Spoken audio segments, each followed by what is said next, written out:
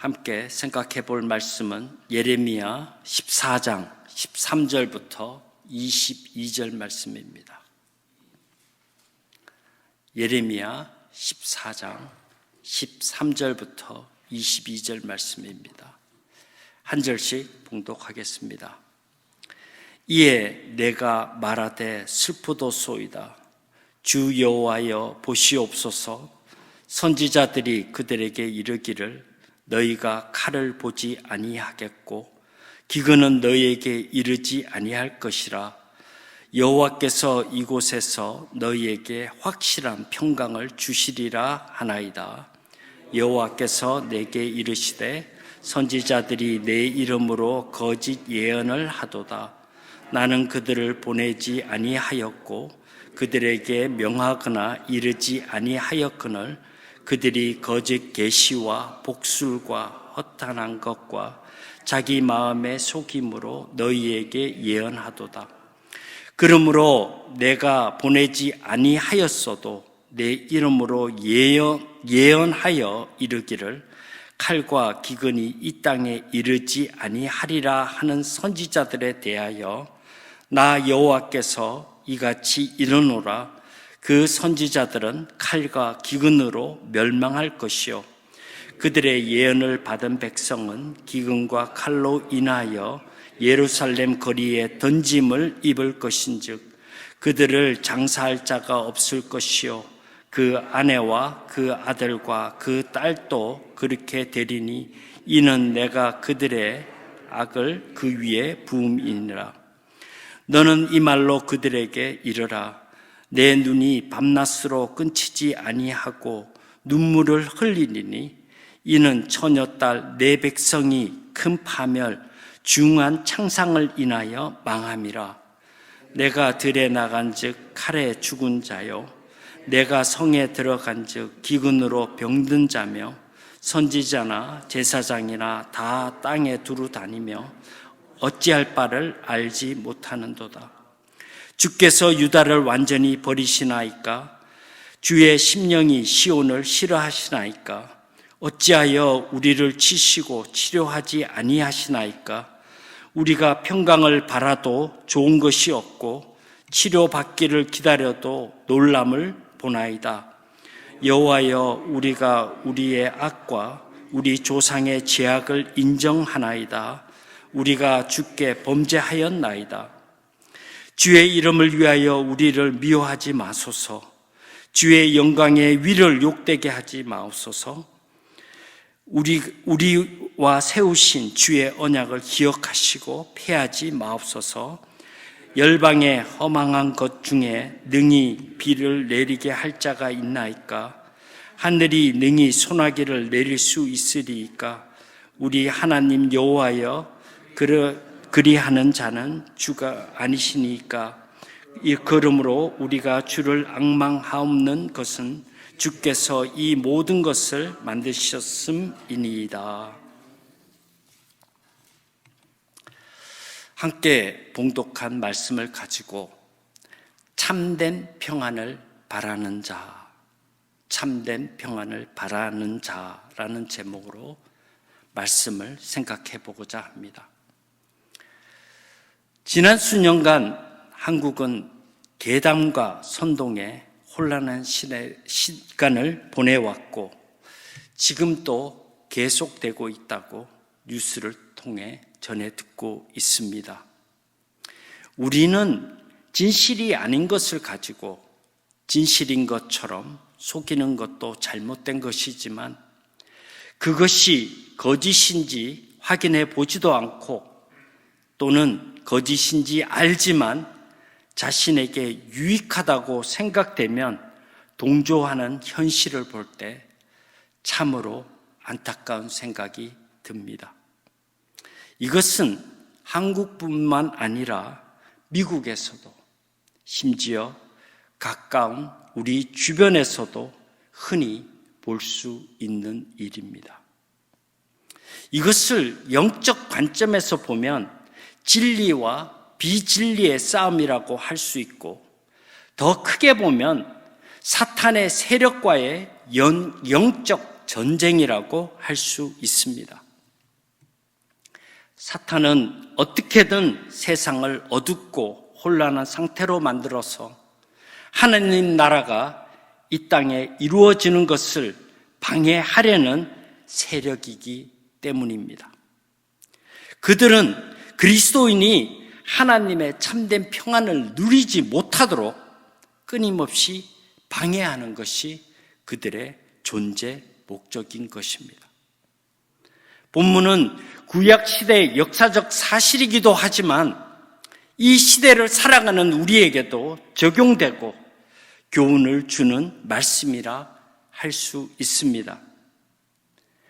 자신의 유익에 도움이 된다면 거짓 유혹에 쉽게 넘어가고 따라가는 우리의 세태, 자신의 존재감을 높이겠다고 남을 비난하고 비판하는 우리의 모습은 아닌지 돌아보아야 할 것입니다.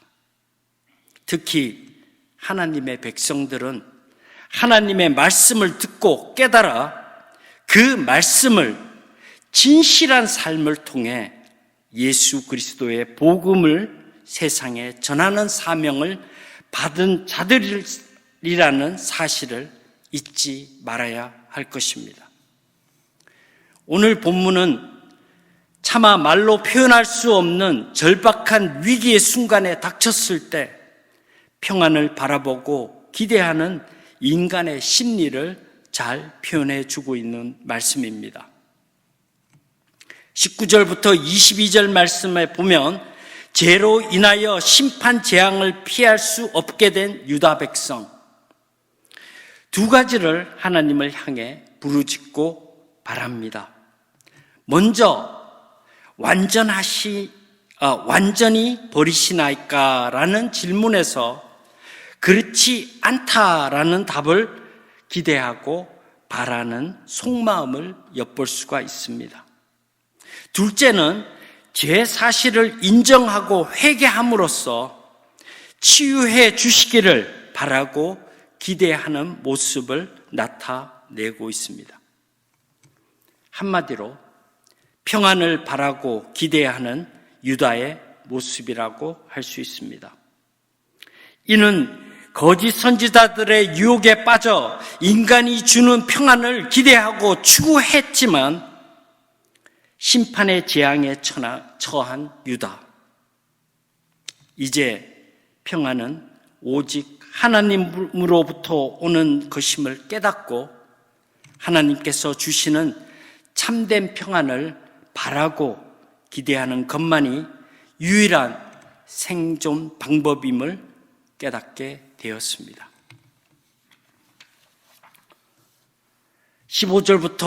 13절부터 16절 말씀에 보면 영적 고갈, 즉 영적 가뭄이 나타날 때 드러나는 두 가지 현상을 설명해 주고 있습니다.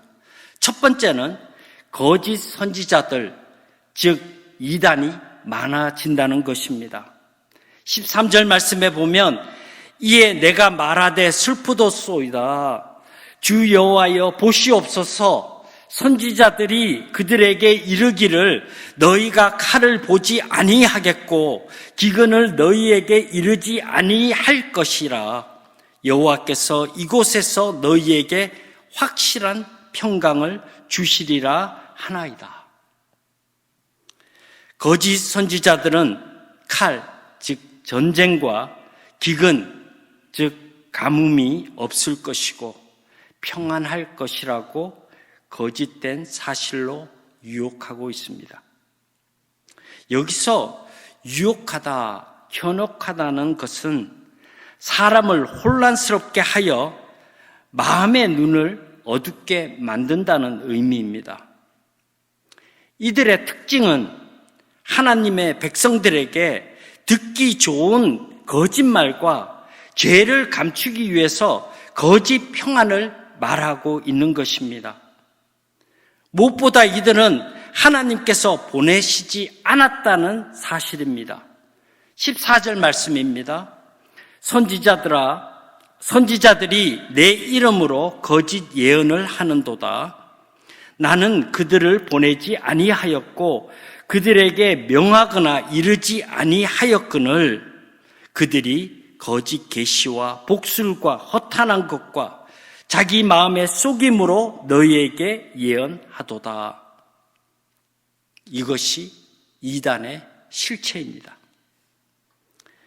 자신에 도취되어 사탄의 속임수에 넘어가고 자신의 유익과 만족을 위해 거짓을 진실로 속이는 자들입니다. 진리를 제대로 깨닫지도 못한 자들이 자기의 지식으로만 진리를 말하고 누구보다 진리가 아닌 것을 자신 스스로가 알면서도 남들을 속이고 회복할 수 없는 절망의 수렁이로 빠져들게 만드는 자들인 것입니다. 또한 앞장들에서도 살펴본 대로 유다 백성은 하나님의 말씀에 집중하기보다 거짓 선지자들의 예언에 귀를 기울이고 더 좋아한다는 사실을 알 수 있었습니다.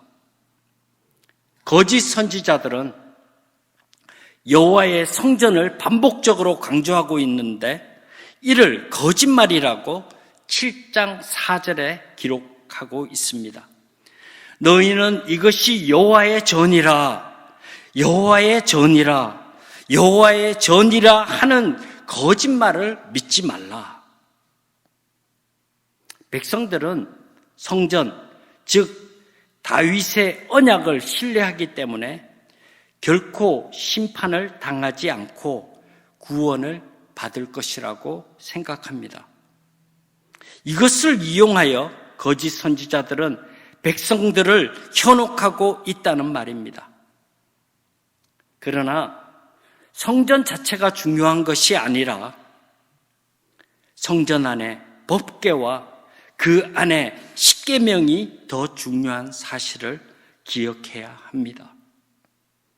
교회는 건물이 중요한 것이 아니라 하나님의 말씀이 선포되고 복음을 세상에 전하기 위해 훈련되는 곳이어야 합니다.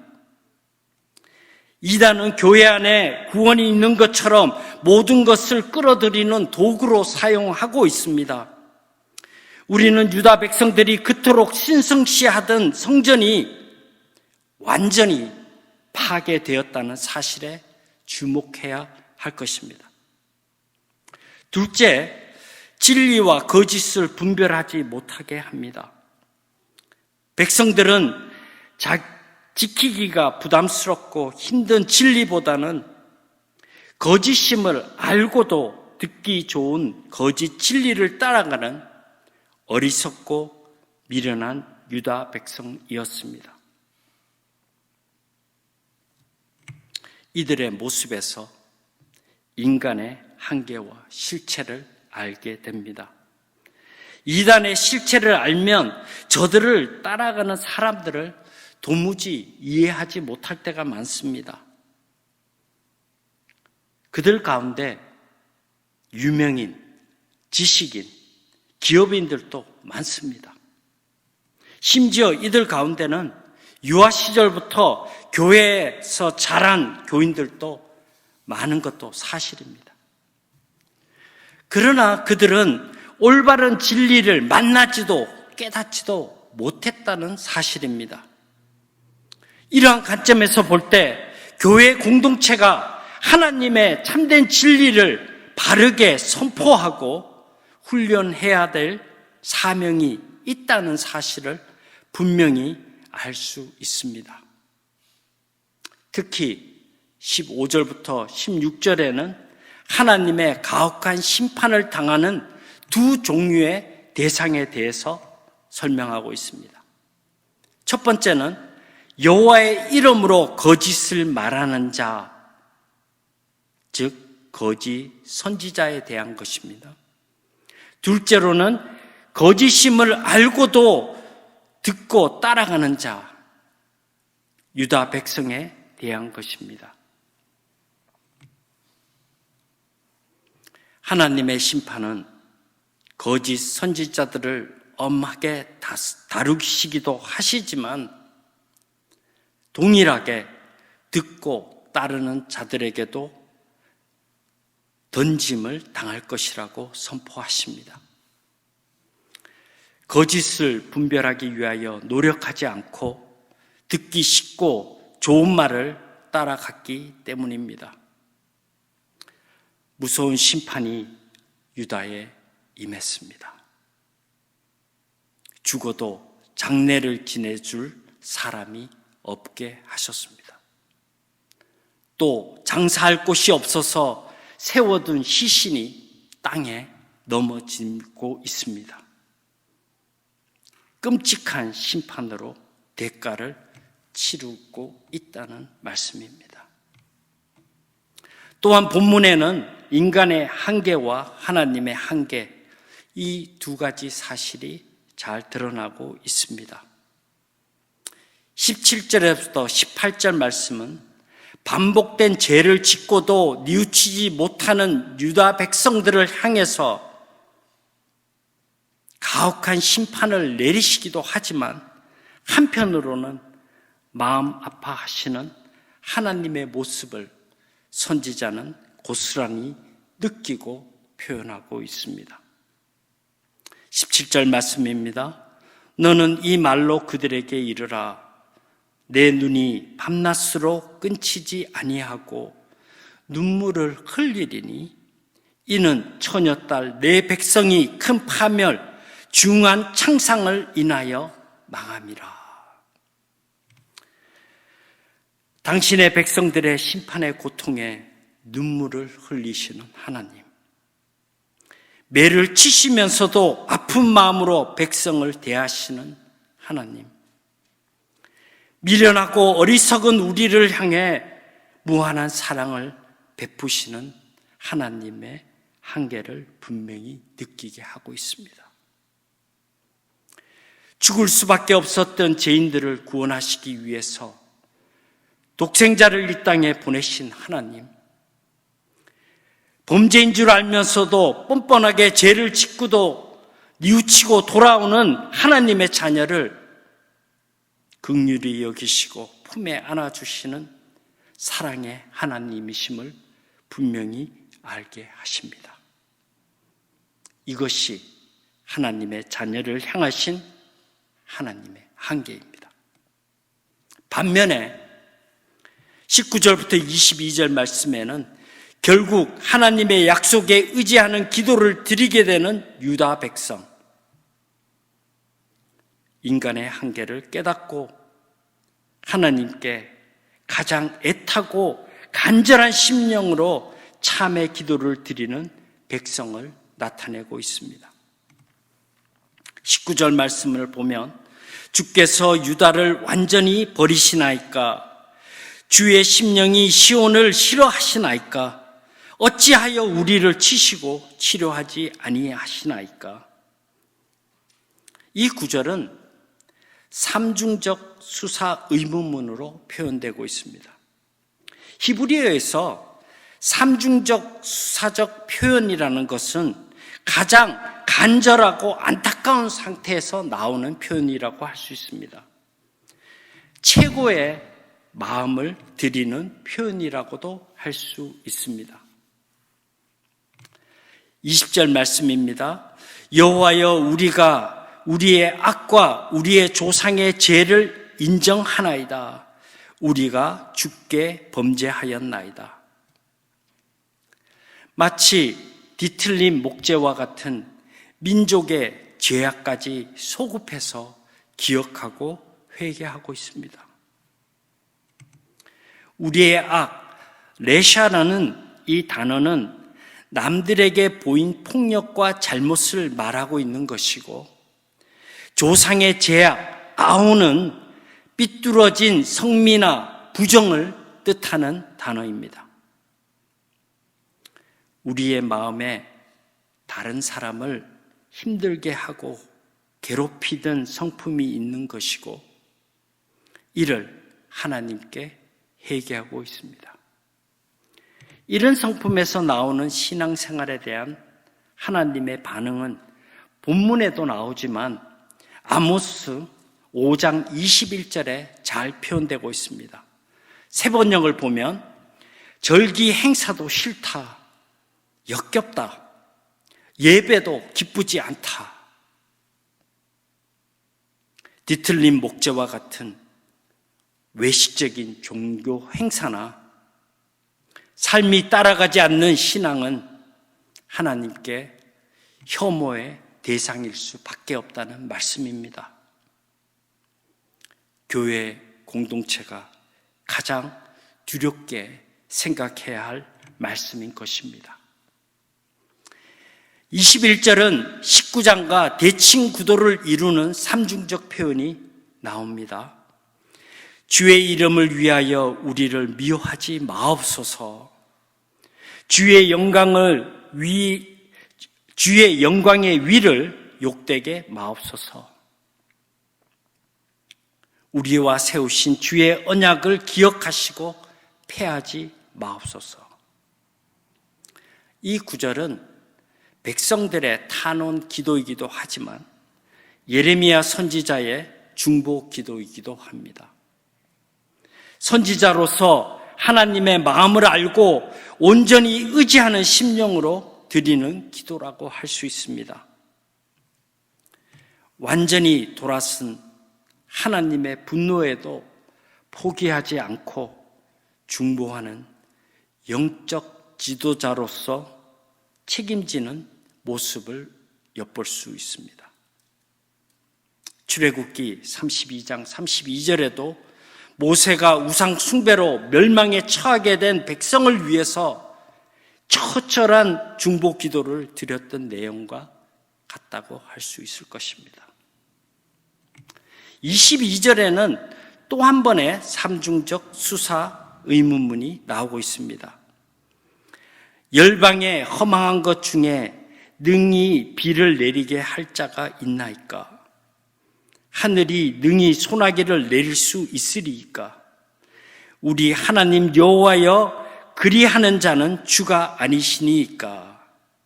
우리의 희망은 주님께만 있다는 것입니다.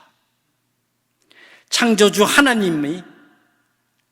하나님만이 우리의 소망이라는 것입니다. 하나님만이 우리의 소망이고 참된 평안을 주실 수 있는 분이심을 고백하고 있습니다. 말씀을 맺겠습니다. 영적으로나 육적으로나 고통 가운데 있는 분이 계십니까? 참된 평안은 우리를 지극히 사랑하시는 하나님의 손에 달려 있습니다. 인생의 길은 항상 평안한 길만 있는 것이 아닙니다. 때로는 고통 가운데 하나님의 마음에 접속되기도 하고, 고통은 하나님께 붙잡히는 통로가 되기도 하는 것입니다. 토마스 왓슨의 말을 빌리자면 물고기가 물에 있어야 살듯이 하나님의 자녀는 하나님의 약속 위에 살아야 한다는 것입니다. 하나님 안에 사는 우리의 삶이 될 때 참된 평안을 누릴 수 있다는 사실을 믿으시는 이 아침이 되시기를 바랍니다. 기도하겠습니다. 우리의 생명의 주관자 되신 우리 하나님 아버지, 하나님으로부터 오는 참된 평안을 누리기를 원합니다. 고통 가운데서도 주님을 바라볼 때 이 평안을 누리게 하옵소서. 주 안에 있는 평안을 주시기를 기뻐하시고 원하시는 우리 주 예수 그리스도의 이름으로 기도합니다.